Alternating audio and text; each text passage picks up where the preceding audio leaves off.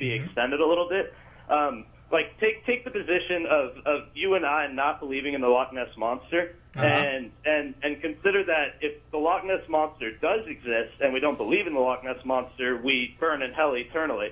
However, if we don't believe in the Loch Ness Monster and he doesn't exist, then we're okay. Oh, so what you're doing... From a theoretic standpoint, and the two of you being middle-aged, slightly overweight men, wouldn't it be better for you to play it safe?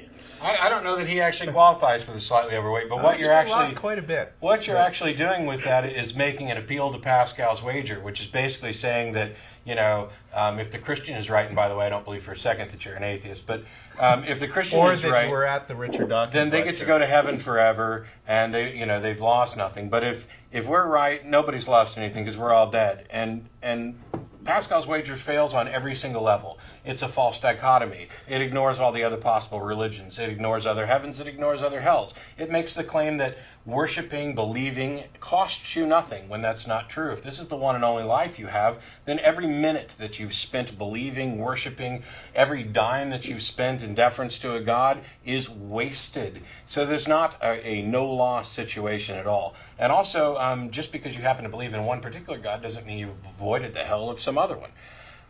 It's flawed start to finish, whether you use the Loch Ness Monster or Jeebus.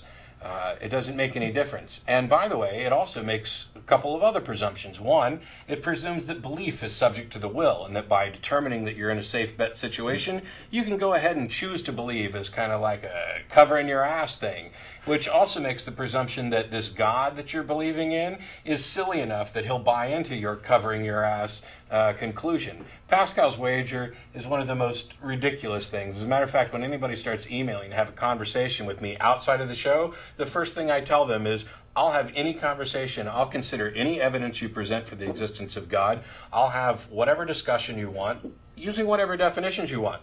But the second you bring up Pascal's wager, the conversation's over. And so goodbye.